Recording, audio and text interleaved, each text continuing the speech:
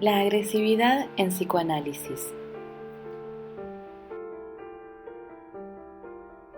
Lacan trabajó extensamente el concepto de agresividad mediante 5 tesis en la agresividad en psicoanálisis. Agresividad. Vamos a partir por ubicar a la agresividad en el registro imaginario y a la violencia en el orden simbólico.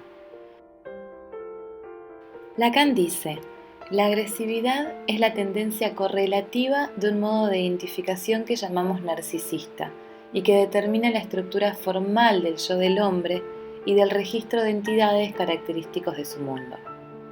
Es decir, que la agresividad es estructural. Aparece en el estadio del espejo frente a la fragmentación corporal como la respuesta de separación del sujeto de la imagen que lo aliena. Es decir, yo es otro, producto de la identificación con la imagen alienante por la que se estructura el narcisismo y se origina el yo. Así, tenemos de comienzo una noción de agresividad, que no es un síntoma, sino que es correlativa de la estructura narcisista del sujeto, constitutiva de la primera individuación, o sea, una identificación primaria que estructura al sujeto como rivalizando consigo mismo, en esa tensión imaginaria que más adelante se va a reacomodar durante el complejo de Edipo y por la función del ideal del yo. La agresividad opera esencialmente con la imagen, no con la realidad.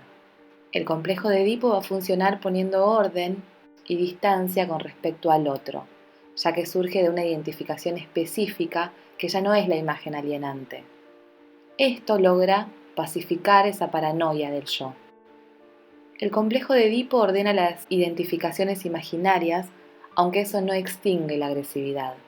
La moderación que hace el narcisismo sobre la base de la intervención del ideal del yo.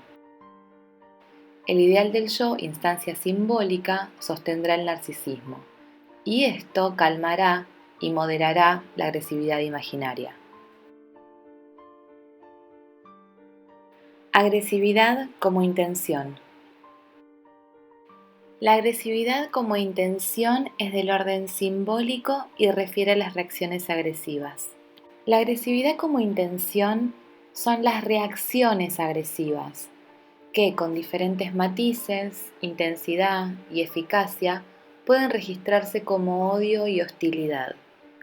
Sus manifestaciones las conocemos, pasan por las palabras que se dicen, las burlas, sarcasmo, ironía, insulto, y como todos sabemos, pueden derivar en formas severas de sometimiento, que inhiben, bloquean, entristecen, ya sea por la amenaza que ostentan o por el daño que prometen. La intención agresiva se puede expresar como reivindicación, es decir, como algo que el sujeto cree merecer. No decimos con esto que la intención agresiva en sus manifestaciones sea inocua para el sujeto y para la sociedad. Roe, mina, disgrega, castra, a veces conduce a la muerte, dice Lacan. Tiene una eficacia que entra no solo por la vía de la palabra.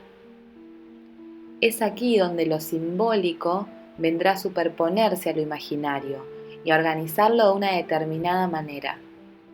Imaginario y simbólico, en su amalgamamiento, constituirán la realidad psíquica de cada sujeto. La lucha está del lado del ser, de la intención de apoderarse del otro idealizado para poder existir. En el segundo momento, cuando lo simbólico entra a operar en el sujeto, la lucha se da por el tener. Remite a objetos que dicen del deseo del otro y que el sujeto quiere obtener para seguir siendo de alguna manera el otro. Hay aquí algo que se sitúa más del lado de la identificación con el otro que de la oposición con el otro. Aparece así la ambivalencia fundamental que signa las relaciones de todos los hombres con el semejante. Imagen amada y odiada, que oscila entre el júbilo inicial del reconocimiento y el deseo de la propia destrucción. que resulta discordante con la relación placer-displacer. El gran otro será quien inscribirá la agresividad en códigos de comportamiento socialmente tolerables. Es decir, va a habilitar al sujeto para llevar o sobrellevar la vida en comunidad. En este sentido, la agresividad que está del lado de la intención es dialectizable, descifrable en su sentido como síntoma, pero es además aquella a la que se puede renunciar por intervención de un tercero. Agresividad como tendencia. Pasar de la agresividad imaginaria a la tendencia agresiva es pasar de la agresividad que se origina en la vertiente del yo a la que se causa en la pulsión de muerte.